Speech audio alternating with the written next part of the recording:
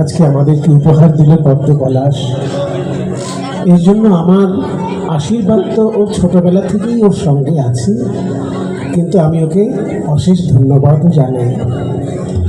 আরও বিশেষ করে ধন্যবাদ আমার জানাতে ইচ্ছে করছে যারা ওর সঙ্গে এসেছেন।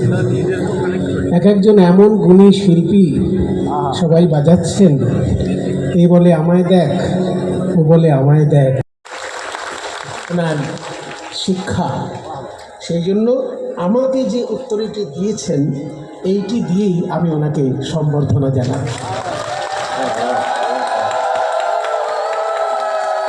ঘরে ঘরে যেন এইরকম বাবা আসেন, যারা সন্তানকে মন প্রাণ জীবন উৎসর্গ করে দিয়ে এগিয়ে যাওয়ার পথ তৈরি করে দেন। একটা গান ও আর আমি মিলে গাইব।